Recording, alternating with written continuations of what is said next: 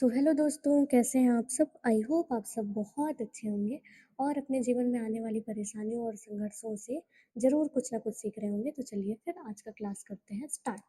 तो आज की क्लास में हम क्या पढ़ेंगे? कंप्यूटेशनल थिंकिंग एंड प्रोग्रामिंग का टॉपिक ऑपरेटर्स।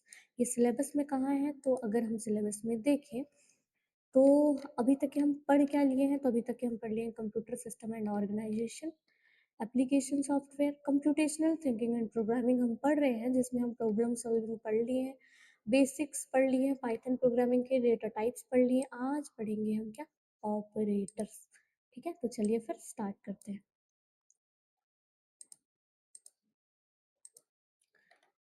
तो सबसे पहले हम पढ़ेंगे इसका डेफिनेशन कि होता क्या है ऑपरेटर। ठीक है, बस मैं एक बार कर लूँ चेक। चल, तो ऑपरेटर क्या होता है बेसिकली? देखिए, आप क्या कर रहे होते हैं? वेरिएबल तो हमने पढ़ा है, जो क्या करता है, कोई वैल्यू करता है स्टोर।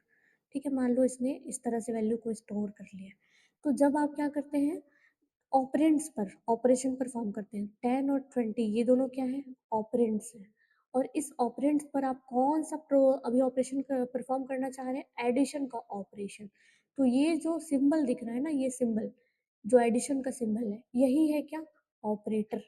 तो ऑपरेटर वे सिंबल्स होते हैं जो वेरिएबल या अन्य ऑब्जेक्ट पर कोई भी कंप्यूटेशन करते हैं या फिर कोई एक्शन परफॉर्म करते हैं, और जिन पर ये कंप्यूटेशन या एडिशन से समथिंग कैलकुलेशन परफॉर्म कर रहे होंगे, उनको ही हम क्या बोलते हैं? ऑपरेंड्स। ठीक है, तो अब इसके टाइप्स के बारे में अगर पढ़े तो पहला टाइप होता है इसमें अरिथमेटिक ऑपरेटर।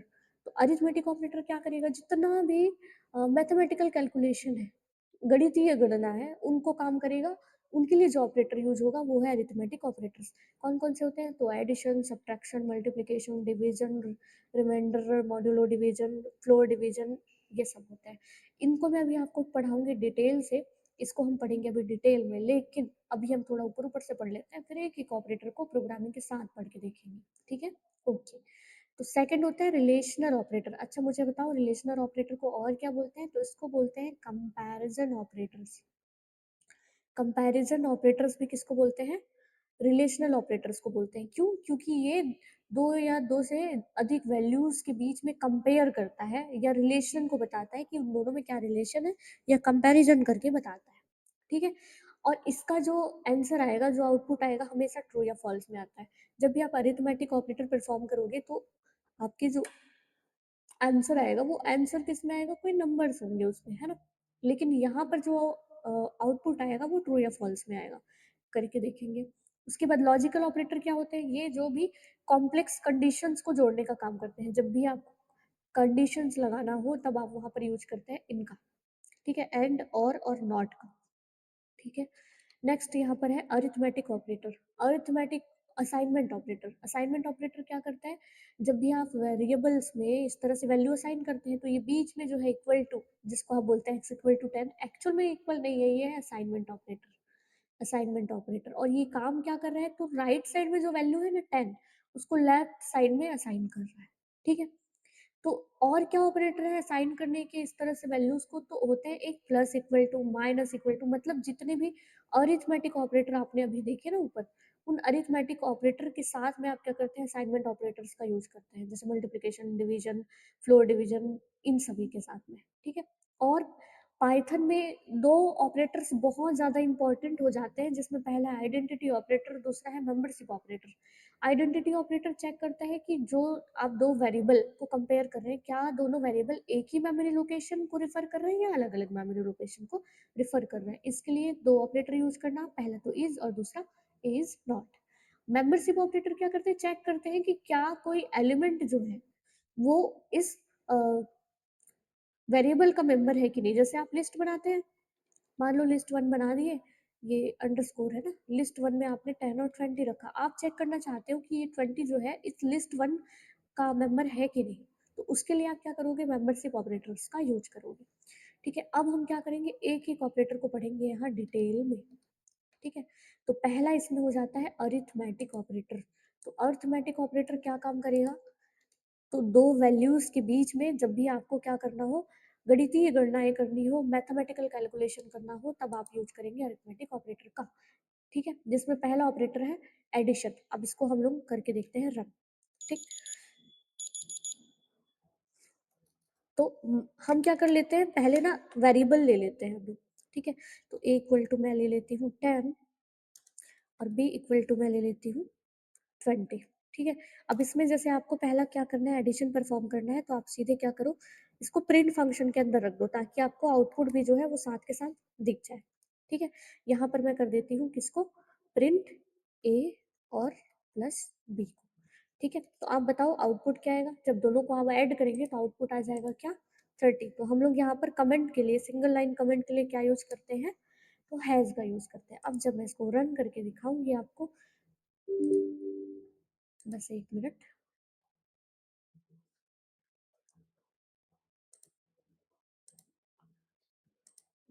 ठीक है, तो जब हम लोग इसको करके देखेंगे रन, तो देखिए यहाँ पर आंसर क्या आ गया, 30 आ गया। ओके, ये हो गया एडिशन ऑपरेटर। ठीक है, वैसे ही अगर आपको क्या करना है, सब्ट्रैक्ट करना है, तो आप यहाँ पर प्लस की जगह माइनस का यूज करेंगे ना, तो यहीं पर ये हो जाएगा सब्ट्रैक्ट, और सब्ट्रैक्ट होके आपको आंसर यहाँ पर मिल जाएगा क्या, -10। ठीक, -10। तो जैसे इसको रन करके देखते हैं हम, ठीक है, तो आ गया -10। अब उसके बाद होता है मल्टीप्लिकेशन।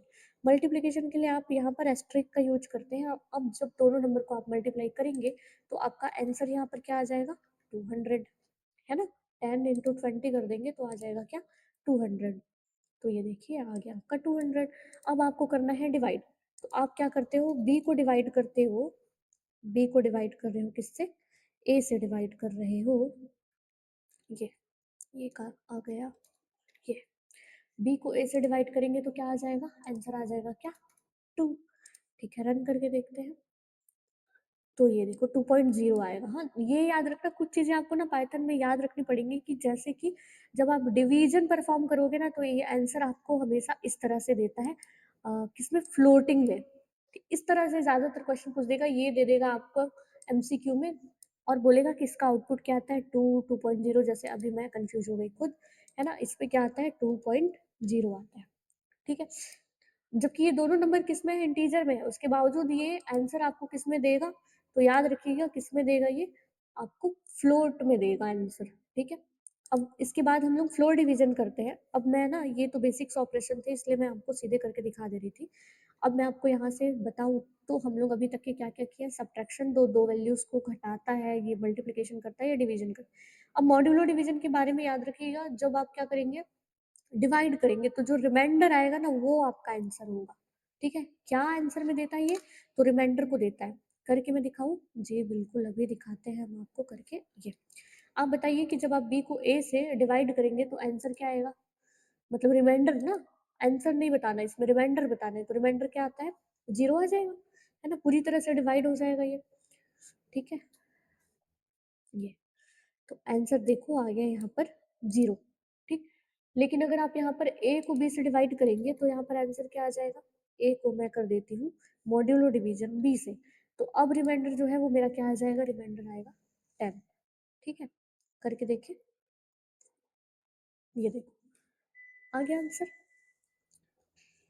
चलो, अब उसके बाद आप क्या कर सकते हैं, इसमें फ्लोर डिवीजन।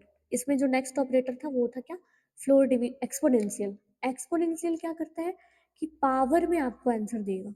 बस एक मिनट रुकिएगा, पावर में देगा आपको ये आंसर, कौन सा, एक्सपोनेंशियल। जैसे कि आप दे दिए 2 एक्सपोनेंट 3, तो ये क्या कर देगा, 2 टू द पावर 3 कर देगा, और आपको आंसर में दे देगा क्या, 8।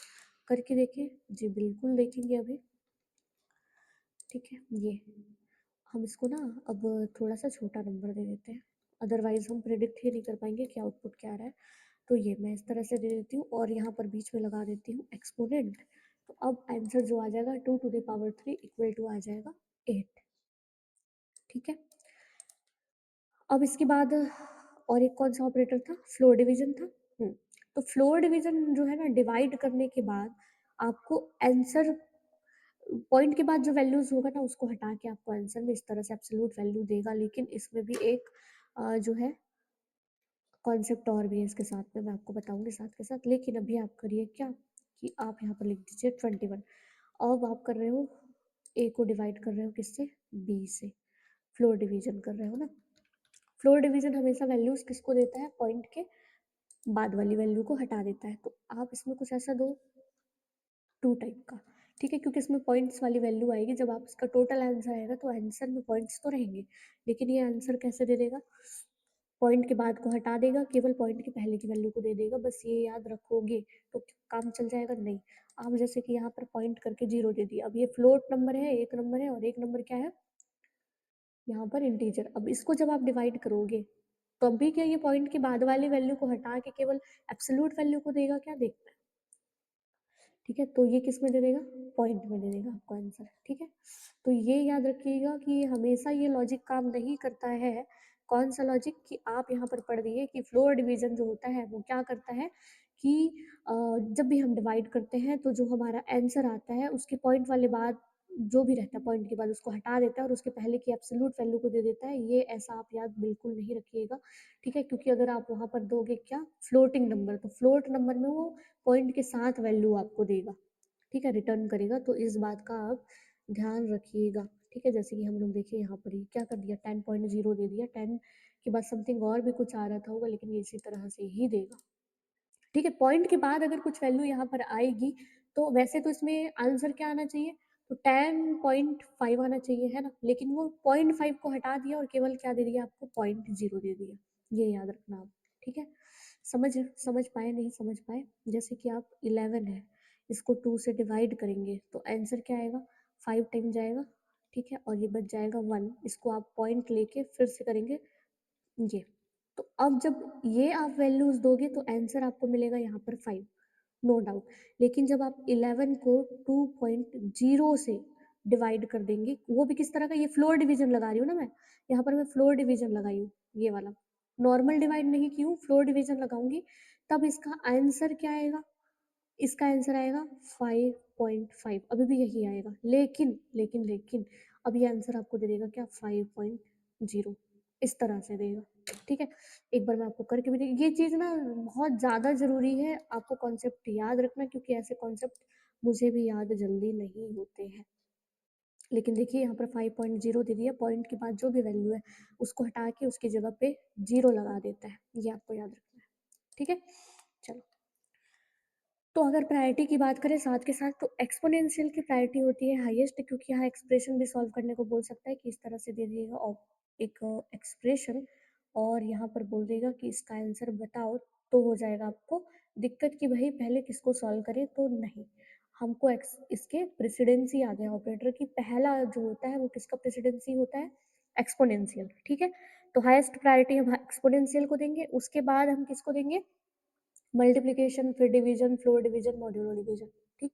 उसके बाद हम किसको प्रायोरिटी देंगे, एडिशन और सब्ट्रैक्शन को। तो ये जो प्रायोरिटी टेबल है ना, इसको बस आप एकदम रट्टा मार लीजिए, ठीक है ना, रट्टा मार लीजिए, इसको आप एकदम याद कर लीजिए, ठीक है। इतना ही याद रखिएगा तो इतने से भी काम चल जाएगा। काफ़ी हद तक मैथ्स में जो भी एक्सप्रेशन आपको देंगे, मैथमेटिकल एक्सप्रेशन, इस इतने को याद रखने से आपका काम बन जाएगा, ठीक है। इसलिए आप जरूर से याद रखिएगा इसको। अब नेक्स्ट यहाँ पर देखते हैं, ये देखिए क्वेश्चन दे दिया, इसी तरह से क्वेश्चन आपको मिलेगा कि evaluate the following expression in Python, Python में इस एक्सप्रेशन को आप चला के बताइए कि क्या होगा, ठीक। तो अब इसको आपको सॉल्व करके दिखाना पड़ेगा, ठीक। कैसे सॉल्व करेंगे, तो 10 + 3 एक्सपोनेंट एक्सपोनेंट 2 फ्लोर डिवीजन 4, आपको पता है हाईएस्ट प्रायोरिटी किसकी होती है, तो होती है इसकी, तो इसको पहले सॉल्व करोगे तो ये आ जाएगा 3 × 2 = 6। अब इसके बाद किसकी प्रायोरिटी होती है, तो होती है फ्लोर डिवीजन की। तो जब आप 6 को डिवाइड करोगे 4 से तो क्या आंसर आ जाएगा इसका, तो ये 1 टाइम ही जाएगा, ठीक है। तो इसका आंसर आ जाएगा यहाँ पर क्या, 1, ठीक। तो ये हो जाएगा +10, और इसको करने के बाद यहाँ पर आंसर मिलेगा 10 प्लस, अच्छा ये पावर था, ठीक है।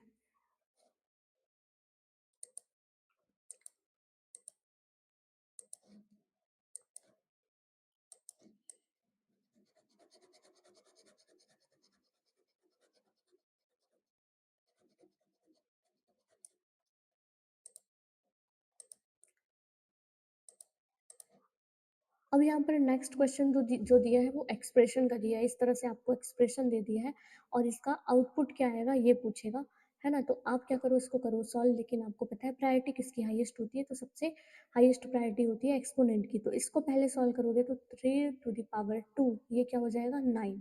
तो यहाँ पर आ जाएगा 9। अब इसको फ्लोर डिवीजन करना है 4 के साथ, तो 9 को 4 से डिवाइड करोगे तो कितने टाइम जाएगा, ये तो 1 टाइम जाएगा, ठीक है। लेकिन उसके बाद नहीं 2 टाइम जाएगा, है ना, 8। अब उसके बाद क्या हो जाएगा, ये 1 जो है रिमाइंडर बच जाएगा, पॉइंट के बाद कुछ आएगा, लेकिन पॉइंट के बाद वाले को हम हटा देंगे और पॉइंट के पहले जो वैल्यू है केवल वही ले लेंगे, ठीक है। तो ये प्लस हो जाएगा 10 के साथ और इसके बाद ये 10 प्लस क्या हो जाएगा, इसकी जगह में इसका आंसर आ जाएगा 2, तो उसके बाद आंसर आ जाएगा 12, ठीक है। तो याद रखिए जब भी आप फ्लोर डिवीजन करेंगे अगर वो एब्सोल्यूट नंबर है तो आपको आंसर मिलेगा एब्सोल्यूट, एब्सोल्यूट, है ना। लेकिन अगर वो आंसर किस में दिया हुआ है, अगर वो पॉइंट के बाद और समथिंग कुछ दिया हुआ है तो आंसर आपको पॉइंट के बाद 0 मिलेगा, ये चीज़ आप याद रखिएगा। और इसको जैसे हम पाइथन में रन करके देखें, ठीक है, जो कि हम देखेंगे, तो मैं इसको कॉपी कर लेती हूँ सीधे, ठीक है, और हम ले जाते हैं इसको हमारे पाइथन इंटरप्रेटर में और यहाँ पर कर देती हूँ पेस्ट, ठीक। यहाँ पर हम प्रिंट करा लेते हैं,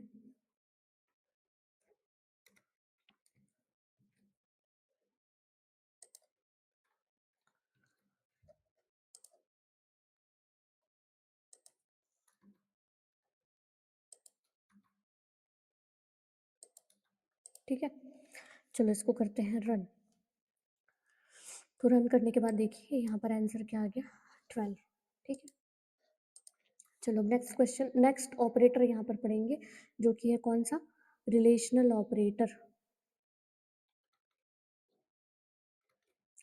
तो रिलेशनल ऑपरेटर क्या होता है, हम बात की कि जब भी हमको करना होगा क्या कंपैरिजन, तब हम लोग यूज करेंगे कौन से ऑपरेटर का, रिलेशनल ऑपरेटर का। इसको हम लोग कंपैरिजन ऑपरेटर भी बोलते हैं। तो इसमें पहला जो होगा वो है इक्वल इक्वल टू, जब आपको चेक करना हो क्या दोनों वैल्यू बराबर है तब आप यूज करेंगे क्या, इक्वल टू ऑपरेटर का। जब आपको चेक करना हो क्या दोनों वैल्यूज बराबर नहीं है, दोनों वैल्यू बराबर नहीं है ये चेक करना है, तब आप लगाएंगे not equal to. Greater than कब लगाएंगे, जब आपको देखना हो कि ये जो लेफ्ट साइड की वैल्यू है क्या वो ग्रेटर है राइट साइड की वैल्यू से, तब आप देंगे यहाँ पर क्या, ये, ठीक है। जैसे कि यहाँ पर एग्जाम्पल में दे दिया है, एग्जाम्पल में मैं आपको साथ के साथ यहीं पर बता देती हूँ, ठीक। जैसे आप यहाँ पर a इक्वल टू 10 दे दिए, b इक्वल टू 20 दे दिए, अब आप चेक करेंगे 10 जो है वो 20 के बराबर है क्या, तो नहीं, फॉल्स है, तो इसलिए आंसर आ जाएगा फॉल्स। अब मैं जैसे यहाँ पर चेक कर रही हूँ क्या 10 जो है वो 20 के बराबर नहीं है, जी हाँ बिल्कुल सही बोल रही हूँ मैं, इसलिए आंसर आएगा ट्रू। अब मैं बोल रही हूँ 10 जो है वो ग्रेटर है किसके, 20 के, तो ये बोल दी मैं गलत, तो ये हो जाएगा फॉल्स।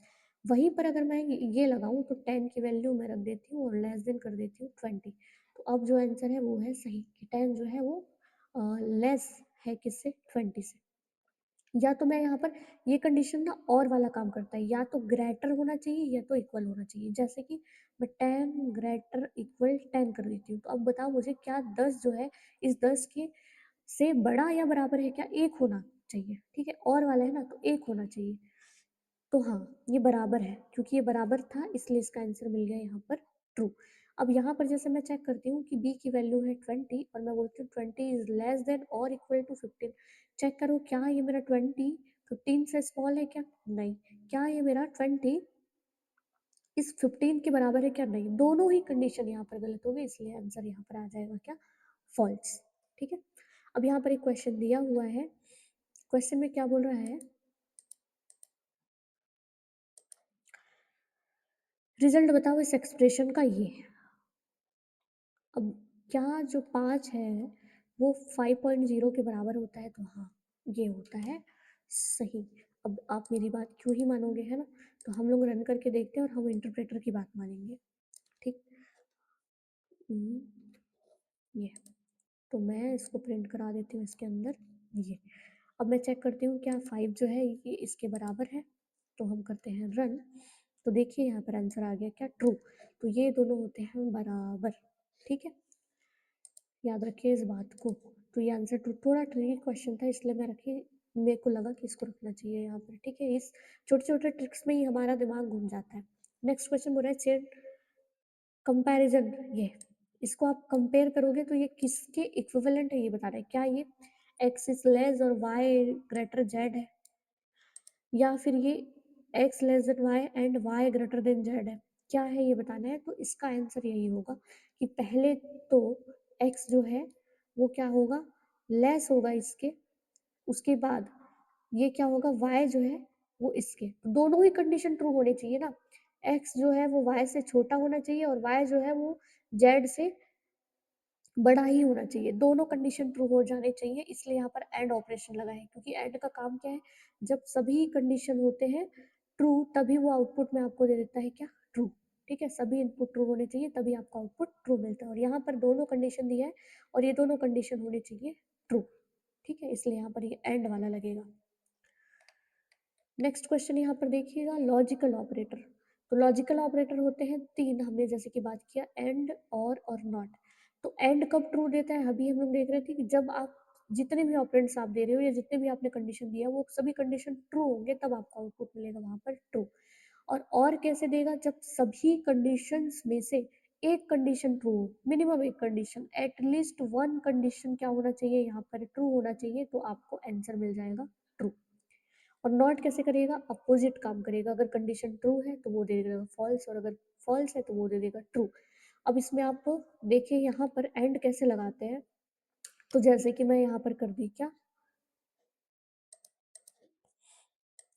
इस तरह से कर दी ये, ठीक है, कि 5 जो है वो ग्रेटर है 3 के और 10 जो है वो लेस है 20 के, तो आप बताओ ये कंडीशन ट्रू है, हाँ ये कंडीशन ट्रू है। और क्या 10 इज लेस 20, ये कंडीशन ट्रू है, हाँ ये दोनों कंडीशन ट्रू है, तब आंसर आपको यहाँ पर मिलेगा क्या, ट्रू। अब एक भी कंडीशन को अगर मैं यहाँ पर फॉल्स लगा दूँ, ये एक कंडीशन यहाँ पर फॉल्स हो गया, अब इसके बाद जब मैं इसको रन करूंगी तो आउटपुट मुझे मिल जाएगा क्या, फॉल्स। तो सभी कंडीशन होने चाहिए ट्रू।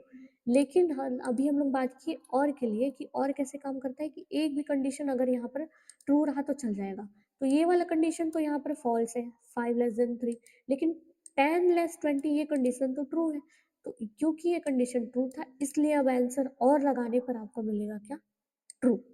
ठीक, लेकिन जब आप इसमें दोनों कंडीशन ही फॉल्स रख देंगे ना तभी इसमें हो जाएगा क्या, आंसर फॉल्स। देखो ये भी फॉल्स है ये भी फॉल्स है, अब इसको रन करोगे तब आपका आउटपुट यहाँ पर मिल जाएगा क्या, फॉल्स। ठीक है, चलो अब नॉट कैसे काम करता है, कि जब कंडीशन ट्रू रहेगा तो वो दे देगा फॉल्स, जैसे कि 5 ग्रेटर 3 अगर मैं ये बोलूँ तो कंडीशन ट्रू है अभी, हाँ जी ट्रू है, तो अब इसके आगे नॉट लगा दोगे ना तो आंसर आपको मिल जाएगा क्या, फॉल्स मिल जाएगा।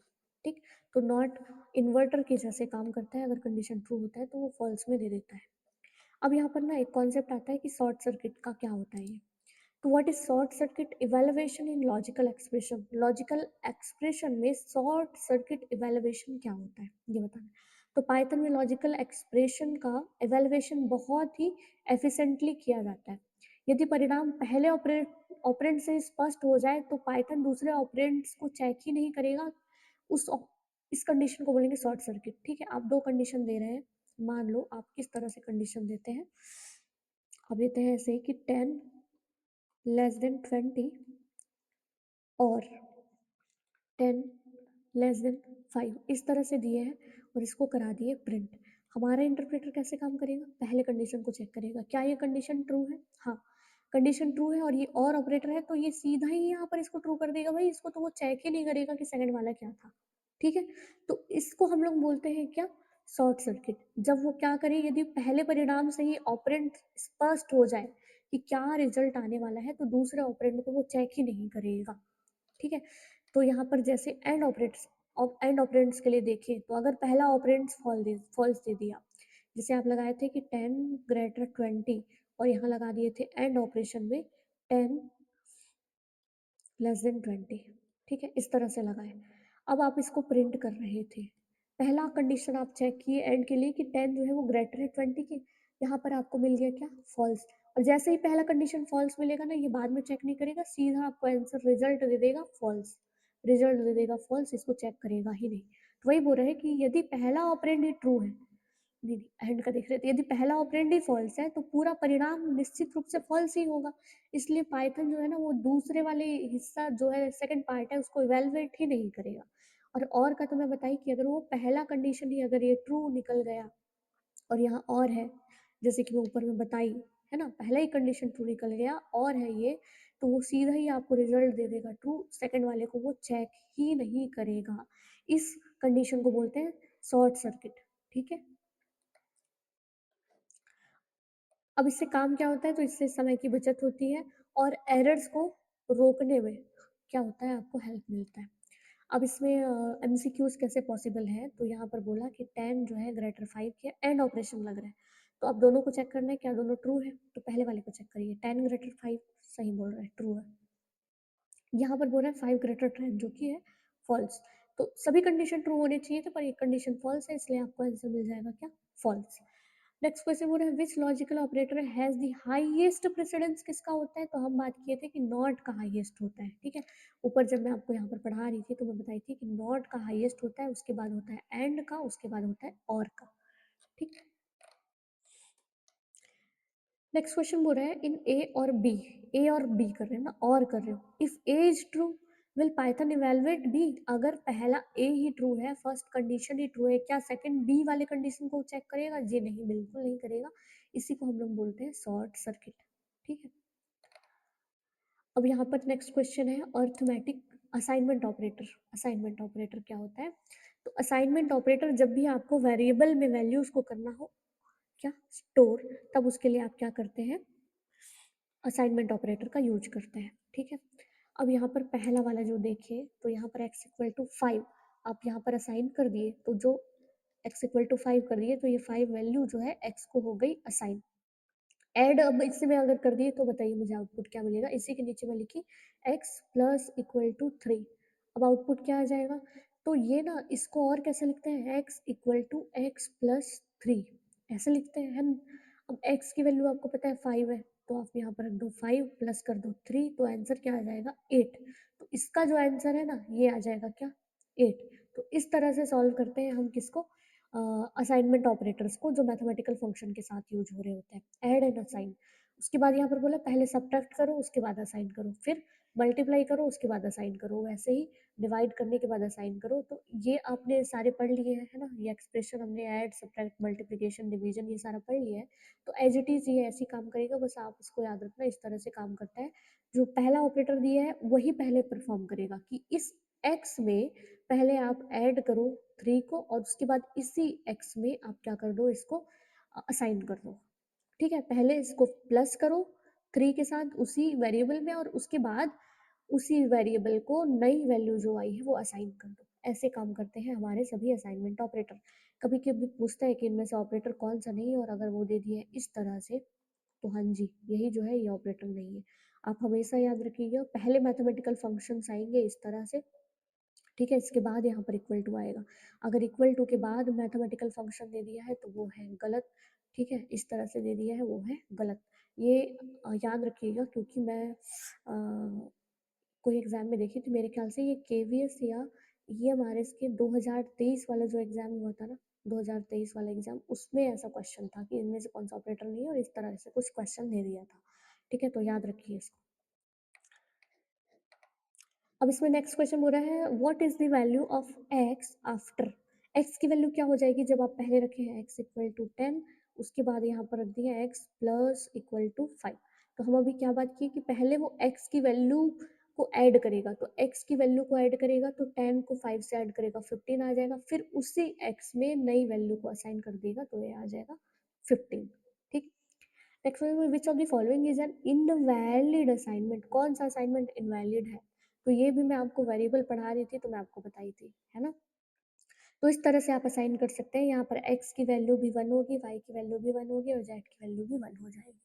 आप इस तरह से भी बिल्कुल असाइन कर सकते हैं, यहाँ पर x की वैल्यू 1 हो जाएगी और y की वैल्यू हो जाएगी 2। लेकिन आप ये नहीं कर सकते, क्यों, क्योंकि भाई यहाँ पर x प्लस वाई आपने तो यहाँ पर ऑपरेशन ही परफॉर्म कर दिया, अब ये 10 किसको जाएगा, क्या x को जाएगा y को जाएगा यहाँ पर, और आप प्लस का यूज नहीं कर सकते। जब भी आप असाइन करेंगे वैल्यूज तो किसको असाइन करेंगे, वेरिएबल को, और वेरिएबल जब आप बनाएंगे तो आप इस तरह से x प्लस वाई नहीं बना सकते, ठीक है ना। इसलिए क्या हो जाएगा, ये गलत हो जाएगा, इस तरह से आप नहीं कर सकते। लेफ्ट की तरफ में सिंगल वैल्यू होना चाहिए, और या तो फिर इस तरह से आप दे सकते हैं, मल्टीपल वैल्यूज़ के साथ इस तरह से काम कर सकते हैं। ठीक है, कॉमा कॉमा करके दे दो या तो इक्वल इक्वल टू करके दे दो तो काम बन जाएगा, पर बीच में ऑपरेशन परफॉर्म करते हुए आप नहीं दे सकते। ये हो सकता है कि हाँ जी, बिल्कुल हो सकता है, क्योंकि एक वेरिएबल का नाम वैलिड वेरिएबल नेम है, ये वैलिड आइडेंटिफायर है, ये 5 वाली जो वैल्यू है ये अंडरस्कोर ए को हो जाएगी असाइन। नेक्स्ट क्वेश्चन देखो, to calculate the square of A and store it back in A, आपको ए का ही स्क्वायर निकालना है और वापस से ए में ही क्या करना है, स्टोर करना है। तब आप कैसे यूज करोगे, इस तरह से। जब भी आपको निकालना होता था स्क्वायर या पावर निकालना रहता है, तब आप किसका यूज करते हैं, एक्सपोनेंट का। और बेसिकली यहाँ स्क्वायर निकालना है तो ये हो जाएगा 2, क्योंकि ये कैसे काम करेगा, ये ये काम करेगा ऐसे कि सबसे पहले हो जाएगा ए, जो भी है आपका वैल्यू ए, उसके साथ हो जाएगा 2 का एक्सपोनेंट, मतलब वो उसका पावर हुआ ना। किसी भी, मान लो इक्वल टू आप रख दिए थे, क्या इक्वल टू आप रख दिए थे 10, तो ये कैसे काम करेगा, 10 एक्सपोनेंट एक्सपोनेंट 2 दिए हो, मतलब कि 10 टू दी पावर, मतलब स्क्वायर किए हो, है ना। तो इसलिए यहाँ पर आंसर आएगा ये हो जाएगा करेक्ट आंसर। इसमें तो ये मल्टीप्लिकेशन हो जाएगा, इसमें तो ये एक्सॉर हो जा रहा है, एक्सॉर फॉर्म हो जा रहा है, और यहाँ पर तो केवल ऐड कर देगा, 2 को स्क्वायर कर रहा है इसमें। ठीक है, तो इसका सही आंसर हो जाएगा ये। अब नेक्स्ट क्वेश्चन है, इसमें आइडेंटिटी ऑपरेटर क्या होता है, ये देखते हैं।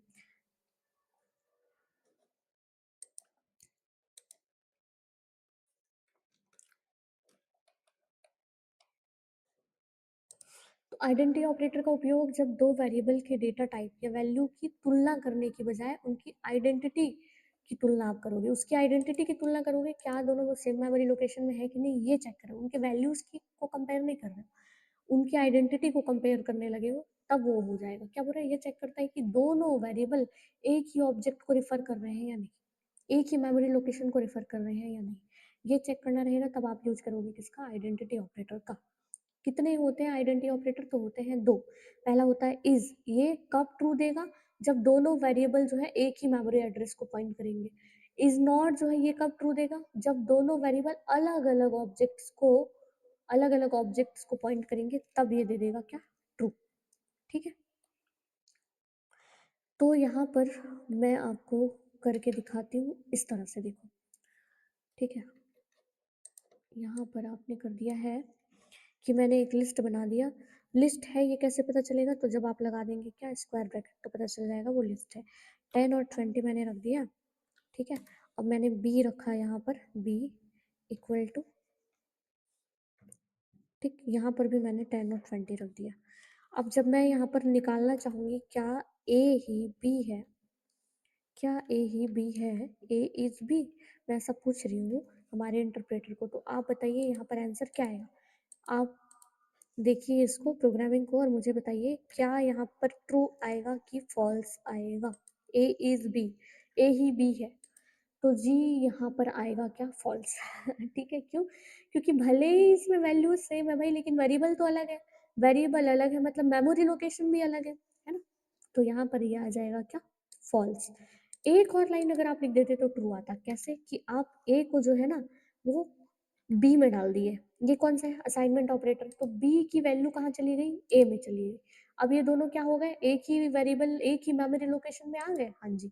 अब इसको आप रन करेंगे तो आपको यहाँ पर मिल जाएगा ट्रू। ठीक है, अब मुझे बताओ, ये तो ठीक था, आप ये बताओ इसका आंसर क्या आएगा। ए इक्वल इक्वल टू बी, ये वाली लाइन नहीं रहती मान लो, अब क्या आएगा इसका आंसर, क्या ए और बी बराबर है। तो अब यहाँ पर ये किसको चेक कर रहा है, क्या वेरिएबल की मेमोरी को चेक कर रहा है या फिर इन दोनों की वैल्यूज कंपेयर कर रहा है। तो हमेशा क्या करते हैं, जो भी कंपैरिजन या रिलेशनल ऑपरेटर होते हैं वो वैल्यूज को कंपेयर करते हैं। तो यहाँ पर 10 20 ये दोनों जो है ये लिस्ट ही है और दोनों में सेम ही एलिमेंट है, मतलब कि वैल्यू दोनों है बराबर। तो इसलिए यहाँ पर आंसर आ जाएगा ट्रू। तो याद रखिए वो क्या पूछा है, ए इज भी पूछा है या फिर ए इक्वल इक्वल टू भी पूछा है। ठीक है, बढ़ते हैं आगे। ये देखो, ये जो है ये क्या करेगा, वैल्यूज को कंपेयर करेगा, लेकिन ये जो इज है ना ये मेमोरी एड्रेस को, आईडी को कंपेयर करेगा, ऑब्जेक्ट को कंपेयर करेगा। ठीक है, चलो यहाँ पर भी वैसे ही एग्जांपल दे दिया है। ठीक, यहाँ पर क्या हो रहा है देखो, मैं यहाँ पर क्या कर दी हूँ, सी को ए के बराबर करी हूँ। क्या ए को बी के बराबर की हूँ? नहीं। तो मैं बोलूँगी ए इज़ बी, तो नहीं भई, यहाँ तो सी और ए बराबर हुए हैं ना, ए और बी थोड़ी बराबर हुए हैं, इसलिए आंसर आ जाएगा फॉल्स। अब मैं यहाँ पर चेक कर रही हूँ वैल्यू को, क्या ए और बी की वैल्यू बराबर है? हाँ, दोनों वैल्यू तो सेम है, तो आंसर आ जाएगा ट्रू। अब मैं बोल रही हूँ ए इज़ सी, क्या ए और सी का मेमोरी लोकेशन सेम है क्या? हाँ जी, सेम हो गया, क्योंकि हम ए वाला जो वैल्यू था उसको सी के वेरिएबल में ही डाल दिए, तो हाँ, अब जो है दोनों की मेमोरी लोकेशन एक ही ऑब्जेक्ट को रिफर कर रहा है। ठीक है। नेक्स्ट इसमें ऑपरेटर है मेंबरशिप ऑपरेटर।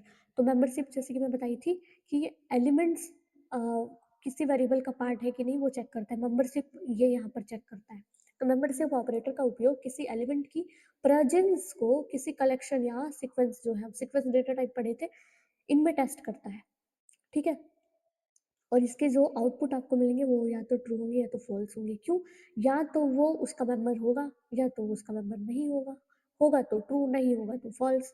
दो तरह के होते हैं ये ऑपरेटर, पहला होता है इन और दूसरा होता है नॉट इन। अच्छा, मैं उसका इज नॉट तो आपको लगा के नहीं दिखाई, मैं यहाँ पर इज नॉट भी लगा के दिखाती हूँ। ए इज नॉट बी। अब बताओ ए इज नॉट बी, क्या ए और बी जो है वो दोनों सेम वेरिएबल नहीं है, ऐसा बोल रहे हैं? तो हाँ, बिल्कुल सही बोल रहे हैं भाई, दोनों तो अलग अलग वेरिएबल है, तो ये आ जाएगा ट्रू। ठीक है, लेकिन अब आपको चेक करना है मेंबरशिप, तो पहले आप इन लगाओ। इन चेक करोगे तो अब यहाँ पर ना आपको एलिमेंट को देखना होता है। ठीक है, चलो ठीक है, हम क्या कर लेते हैं, चेक करते हैं क्या ये जो मेरा 20 एलिमेंट है वो बी में है क्या? 20 इन बी, क्या 20 जो है वो बी में है? हाँ है, दिख रहा है। इसको कर दो F5, तो देखो यहाँ पर आंसर आ जाएगा क्या? ट्रू। लेकिन अगर आप यहाँ पर इसको कर दो नॉट इन,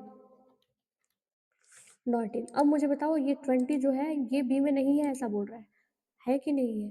सही बोल रहा है, गलत बोल रहा है? गलत बोल रहा है भाई, क्योंकि ये तो 20 जो है बी में है और ये बोल रहा है नहीं है। तो अब आंसर ये गलत आ जाएगा, फॉल्स आ जाएगा, क्योंकि ये गलत बोल रहा है। ठीक है ना, ये हो जाएगा। इन और नॉट इन ये चेक करते हैं सदस्यता, मेंबर्स है कि नहीं। 20 जो है वो बी का मेंबर नहीं है कि है, ये चेक कर रहा है। ठीक है। अब जब इसको स्ट्रिंग में यूज करोगे ना तो ये इस तरह से देगा। ठीक है, जैसे इंडिया दे दिया। अब यहाँ पर ये चेक कर रहा है कि जो DIA है, ये DIA जो है क्या वो नेम में है? तो हाँ है, ये DIA है ना नेम में, तो इसलिए दे देगा ट्रू। अब उसके बाद देख रहे हैं ये जो DIA है, ये नॉट इन था, इसमें नॉट इन रहा होगा, है ना? नॉट इन नेम बोल रहा है, तो हाँ, तो ये बोल रहे हैं अब गलत। ठीक है, दोनों में तो सेम लिख दी हूँ, DIA है ना। मैं भी कुछ केस सेंसिटिव लिखी हूँ, मतलब कि यहाँ पर कुछ गलत रहा होगा, DIA ऐसा समथिंग कुछ रहा होगा। ठीक है, तब ये फॉल्स दे दिया होगा। अब लिस्ट का तो मैं अभी आपको करके दिखाई कि आप बस एक एलिमेंट रखिए, नॉट इन करके वेरिएबल का नाम डाल दीजिए। ठीक है, तो आपको पता चल जाएगा है कि नहीं है, होगा तो ठीक है, नहीं होगा तो फिर फॉल्स। ठीक। नेक्स्ट क्वेश्चन बोल रहा है discuss the rules of operator presidency. Operator presidency क्या होता है, इसके रूल्स को समझाइए, ये बहुत इंपॉर्टेंट हो जाता है आपके लिए, एमसीक्यू में भी कई बार पूछता है कि किसकी प्रेसिडेंसी हाईएस्ट है इनमें से। चार ऑप्शंस आपको दे देंगे या फिर एक एक्सप्रेशन दे देगा, और सॉल्व करने के लिए आपको ऑपरेटर की प्रेसिडेंसी का मालूमात होना चाहिए। ठीक है, तो जब एक ही एक्सप्रेशन में एक से अधिक ऑपरेटर मौजूद होते हैं तो उनका एग्जीक्यूशन एक निश्चित आपको सीक्वेंस में करना पड़ता है, तब वहां पर काम आता है कौन? Operator presidency. बहुत सारे ऑपरेटर्स दे दिए एक साथ, है ना। अब आपको चेक करना पड़ेगा ना भाई कि कौन सा हाईएस्ट रहेगा कौन सा लोवेस्ट रहेगा, क्योंकि जो हाईएस्ट होगा उसको हम पहले एग्जीक्यूट करेंगे। ठीक है, और जो लोवेस्ट होगा उसको बाद में एग्जीक्यूट करेंगे, तो वहां पर ये काम आएगा। तो हाईएस्ट कहाँ से शुरू होता है अगर मैं बताऊँ तो, अगर आप लोग बर्ड मास रूल थोड़ा पढ़े होंगे तो कुछ कुछ तो यहाँ बर्ड मास का ही चलता है। ठीक है, जैसे ब्रैकेट वहाँ पर सबसे हाईएस्ट प्रायोरिटी ब्रैकेट की होती थी, वैसे यहाँ पर पैरेंथेसिस की होगी। उसके बाद हमने अभी देखा था जब मैं मैथमेटिकल फंक्शन अरिथमेटिक ऑपरेटर पढ़ा रही थी तब मैं आपको पढ़ाई थी एक्सपोनेंट का होता है, एक्सपोनेंट के बाद होता है इनका। ठीक है, multiplication, division, floor division, modular division. उसके बाद होता है प्लस और माइनस का, उसके बाद ये कंपैरिजन या रिलेशनल ऑपरेटर आ जाता है, फिर आता है नॉट, नॉट के बाद आता है एंड, एंड के बाद आता है और। इसको याद रखिए, ये भूल सकते हैं आप, पहले नॉट का होगा, फिर एंड का, फिर और का, ठीक है। तो ऑपरेटर्स की प्राथमिकता का ज्ञान सटीक आउटपुट प्राप्त करने के लिए, अगर आप एक्यूरेट आउटपुट चाह रहे हैं, आप चाह रहे हैं एक्यूरेट आउटपुट, तब उसके लिए आपको जो है इन ऑपरेटर की प्रेसिडेंसी का नॉलेज होना जरूरी है, ठीक है। चलो, अब यहाँ पर हम लोग करें एमसीक्यू। तो पहला बोल रहा है what is the value of expression, इस एक्सप्रेशन की वैल्यू क्या आएगी ये बताओ, ठीक है। तो इस एक्सप्रेशन की वैल्यू आप कैलकुलेट करो अपने में स्टॉप करके। तो आप किसको पहले सॉल्व करोगे, तो आप पहले मॉडुलो डिवीजन को सॉल्व करोगे क्योंकि इसकी प्रेसिडेंसी होती है हाईएस्ट। तो जब आप 13 को 15 से डिवाइड करोगे तो यहाँ पर रिमाइंडर क्या बच जाएगा, 13 ही बच जाएगा, ठीक है। तो इस इतने का आंसर तो आ गया 13, फिर आप प्लस करोगे इसको 14 के साथ तो आंसर आ जाएगा क्या 27। ऑप्शन में है, हाँ जी ऑप्शन में है ये। बोला which among the following operator has the highest presidency, किसकी होती है, तो हम अभी बात किए थे हाईएस्ट होती है इसकी। मुझे कमेंट में बताओ इसके बाद किसकी होती है। नेक्स्ट क्वेश्चन है how is the expression X Y return in Python, ये लिखना है बस आपको। पाइथन में इसको कैसे लिखोगे, X to the power Y होगा ये मेरे ख्याल से, एक्स वाई मैंने क्यों लिख दिया है, ठीक है। तो इसका आंसर हो जाएगा ये, ऐसा था एक्चुअली में ये, ठीक है। तो इसको इस एक्सप्रेशन को अगर पाइथन में लिखना है तब आप कैसे लिखोगे, इस तरह से, ठीक। ओके, बढ़ते हैं आगे, ठीक। तो अगर मेरे वीडियोस आपके लिए बेनिफिशियल होंगे, अगर आपने कुछ कुछ सीखा होगा मेरे वीडियोस से, तो मेरे चैनल को कर दीजिए ज़रूर से सब्सक्राइब, अपने दोस्तों के साथ करिए शेयर और करिए लाइक इस वीडियो को, ठीक है।